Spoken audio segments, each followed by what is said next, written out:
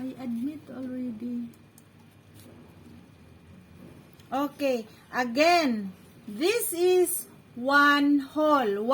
1/7, listen. One whole piece of paper. How many times? Then, if I cut into 2, we call this 1/2. Understand? 1 whole, 1/2, 1/4.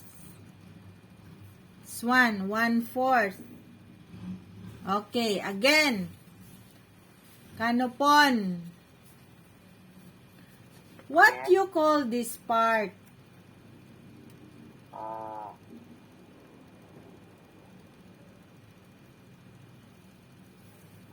One.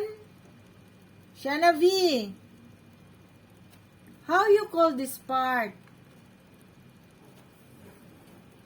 One. One. One big. Again. One. Anybody? Anybody in 1/7 can answer, please? Okay, this is a whole of a paper. This is one whole. This is 1/2. This is 1/4. Again, this is a whole of a paper. Okay? This is one whole. This is 1/2. This is 1/4. Okay, now, again, Kanopon. What you call this part? One whole paper. Very good. One whole piece of paper. Shanawi, how about this part? The other part is here. So what is the name of this part?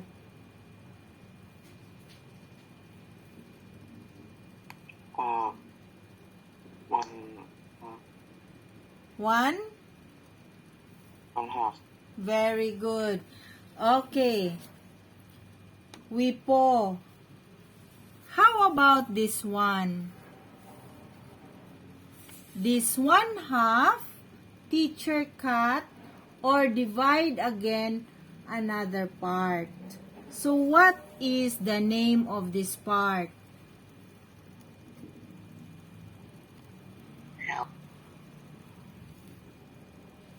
Sorry?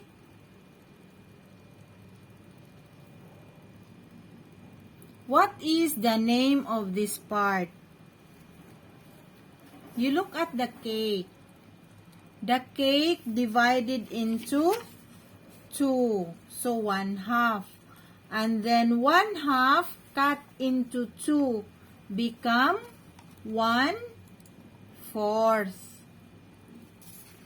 Understand? Okay. Next, I will call next.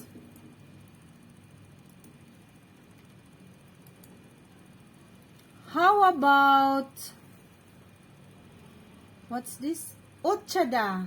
Ochada? Ochada.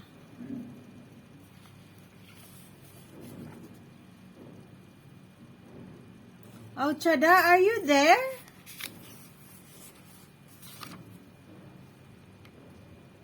Ochada. Athicon. Oh, number 14. No, it's Athicon. Okay. I will call Jean. 1/6. Jean. Unmute Jean. Please. Jean. Can you please tell us what's the name of this part?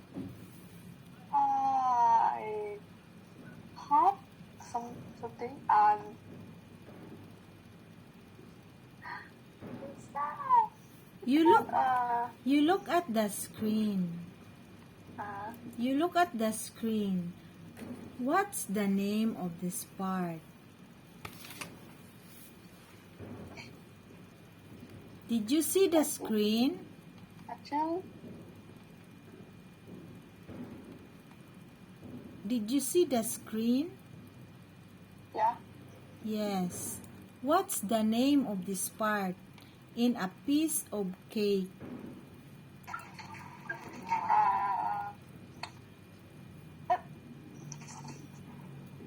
We have 1/2 1/2. and we have what? This Four. part. Sorry? 1/2. And What is that? 1/2 and 1. 1 piece. Ano? What is that? 1. 1/2. Top 1. No, you read. No problem. What is that number? Oh, is Huh? 1/2 of a cake and there's another part. 1. 1/2 full.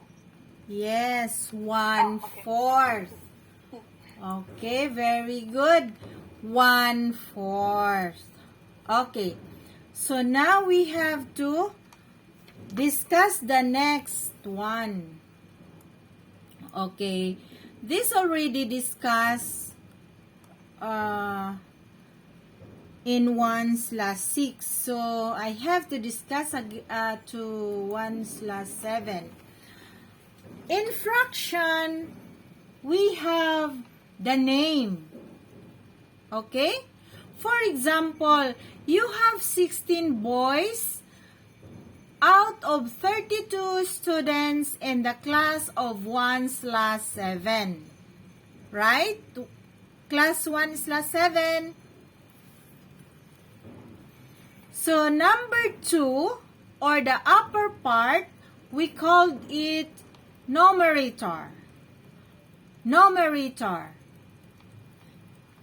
Next, a fraction also has a denominator, which is the whole, which is the number all over your class. If number 5 is 16 boys, then 32 here in 16, so it means 16 over. We call this one, how we read it, okay? 5 over 16. Understand? Or 5/16. This one, we can call it 3 over 4. Or 3/4. Okay? Don't forget.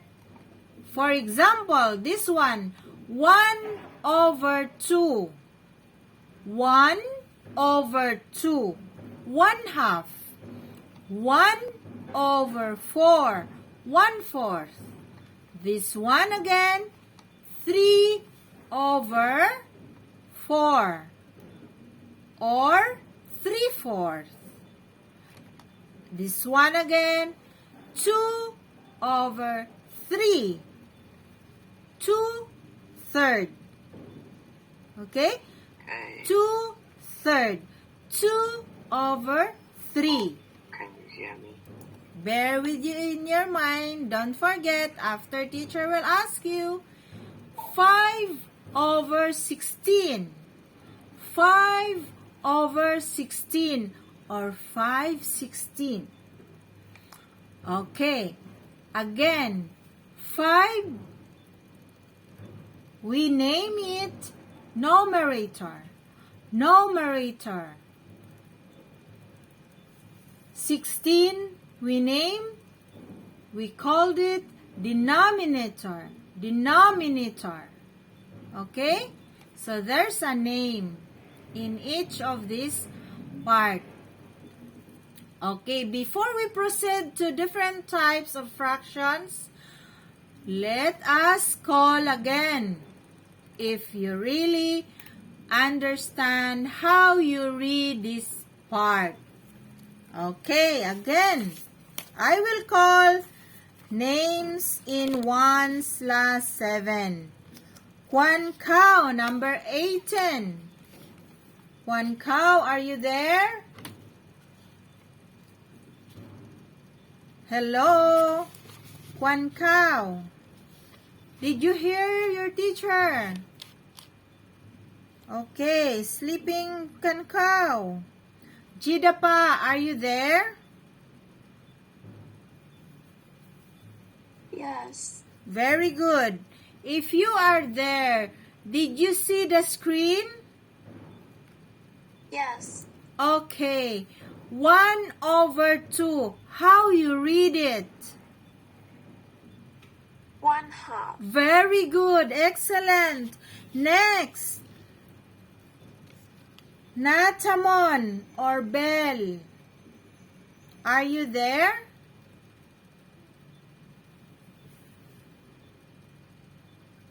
Not there. Binyapa. Binyapa. Are you there? Not around. Panita. Panita. Not around. Ploy Shanok. Ploy Shanok, are you there?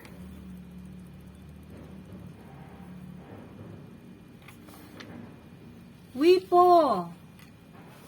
Are you there, Wipo? Yes. Very good. So 1/4. How you called it? 1/4. Yes? Quarter. 1 Quarter.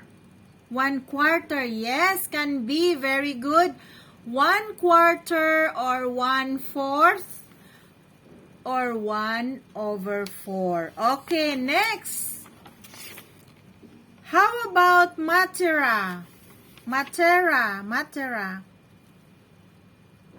Are you there, Matera? How you read this one? Did you see the screen? Yes. So how you read it? Uh,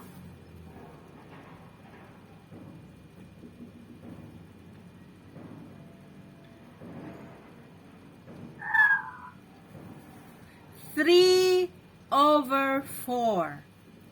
How you read it? 3/4. Okay, 3/4. Very good. Next.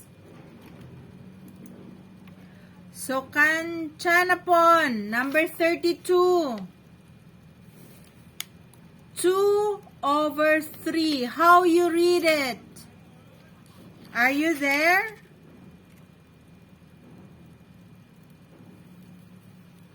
Okay, next, 27. Are you there, Pichaya? 27. 27. Oh, not there. How about number 2? Kanokpon. Kanopon. Are you there? Yes. Yes. How you call this? We can call it 2/3. What is the other name we can call it? How? 2/3. 2?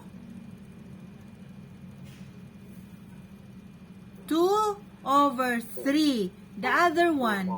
2?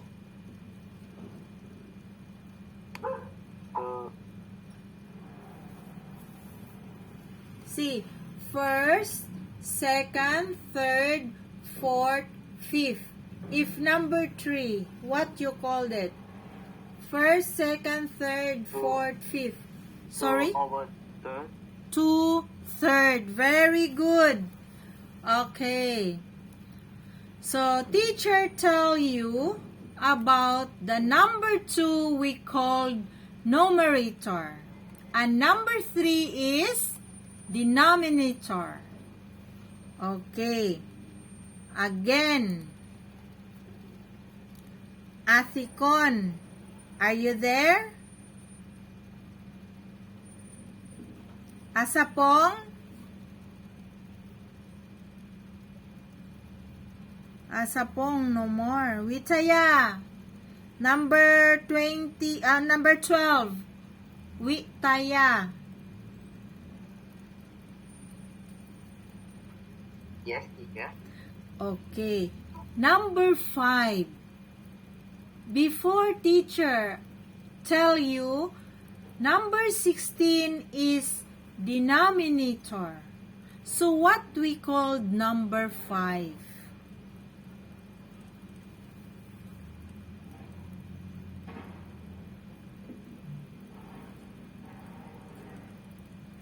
What we call the number 5 if 16 is denominator?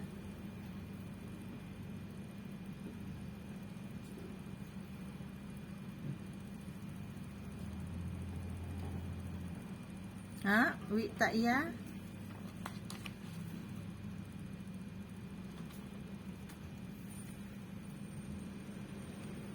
Next.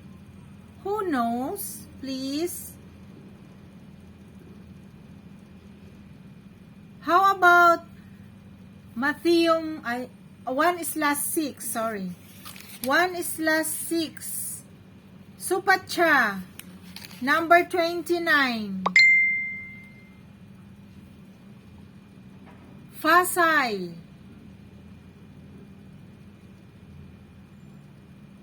Again, you look at the 2/3.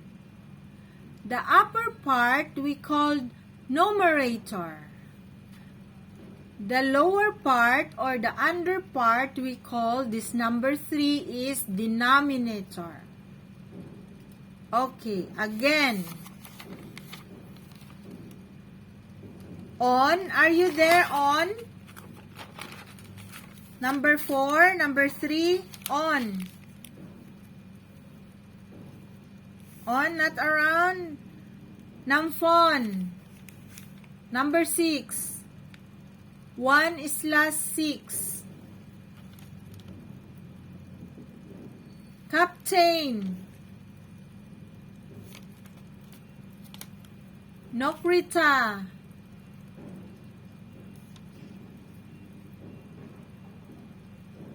Jean.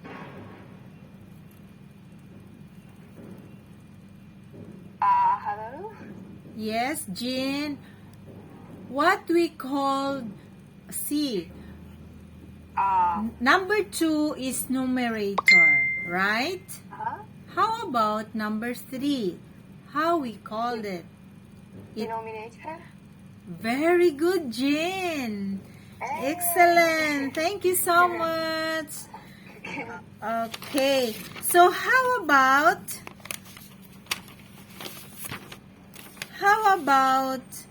Warrington?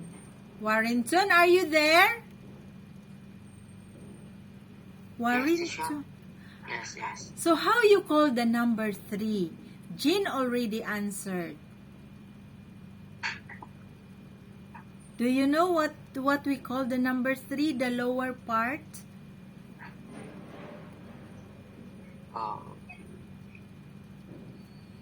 Start with the letter D.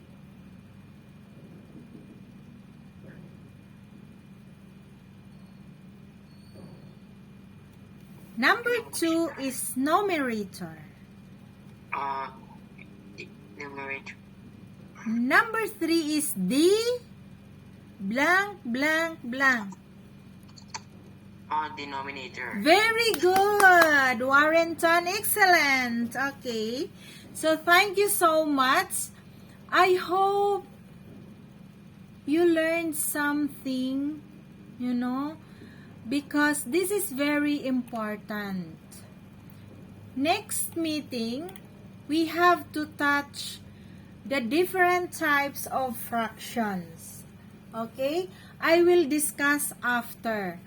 Why teacher again and again asking you so that you will familiarize how we use the fraction also in our daily life. It is very important for sharing others or sharing equal parts, because we don't know that even we are eating a piece of cake or a pieces of chicken, we don't know that it is a part of fraction.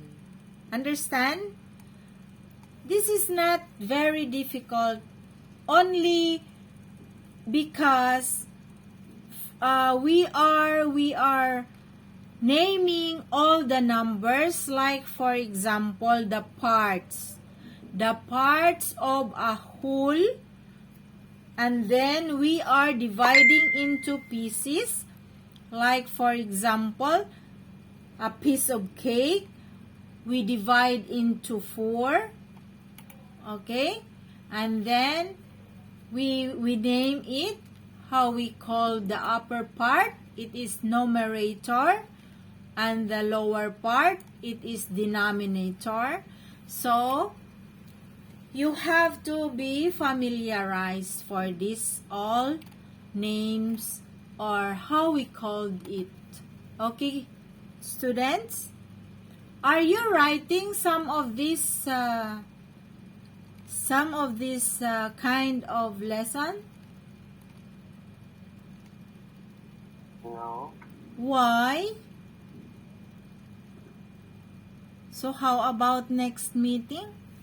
If teacher will ask you, then you are not writing. So again, you cannot answer. So if you have a piece of paper, can you please write some, not a meaning, no problem.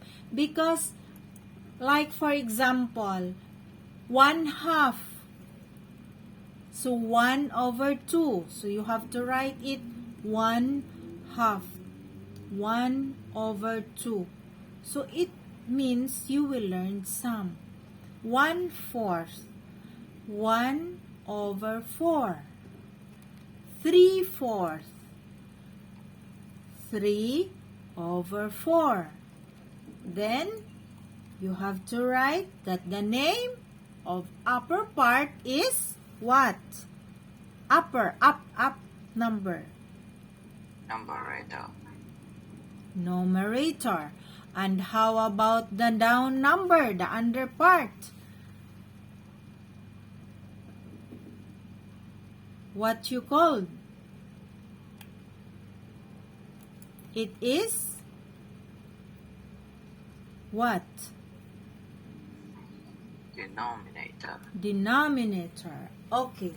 So I hope you have to familiarize, because if teacher talking and you don't understand what teacher talking, then you don't understand the lesson. Am I correct? If teacher talking next time, the numerator is 5, the denominator is 16, then you already understand, right? Yeah. So I hope it is very clear for all of you. M16, is that clear?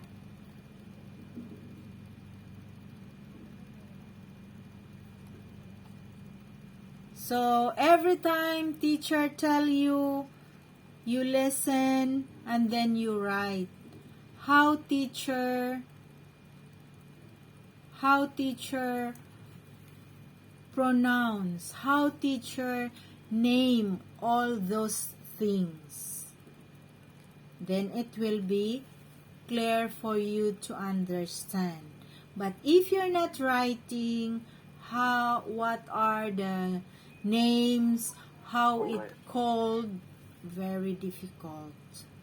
Okay, so next time I will introduce the different types of fractions. The first type teacher will discuss is all about the proper fraction. Okay? So, if you are interested to learn about proper fraction, so you have to study in advance, then you can share your ideas to teacher and to your friends. So this is very important. And in my class, if you can answer always, so it means you will get what? You know what you get?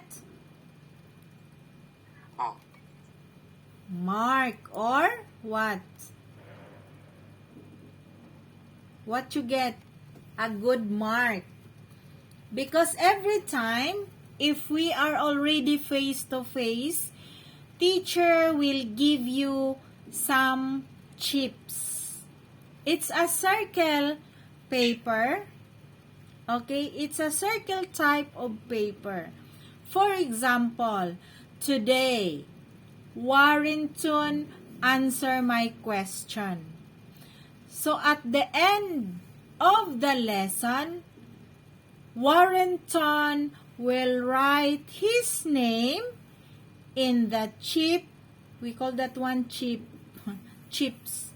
So Warrington will write his name in the paper and the date and the lesson about fraction. So Warrington got a points on that day. What is the lesson on that day? It is about fraction. So teacher will know, because if I will list, I cannot show you my list. So it is good if I will give you some chips. If you can answer the question, then you write your name and the lesson and the date. Okay? For example, today is November 1. So Warrington will write in the chips that he answers in fraction lesson November 1. So he got 1 point. How about the others? So at the end of the month, okay, before we proceed to the new lesson, we will count your chips. Understand, Warrington? Understand what teacher mean? Yes or no? yes. So before we proceed to the new lesson, I have to tell Warrington and all of you, you have to count your chips. So you will know that really you got your own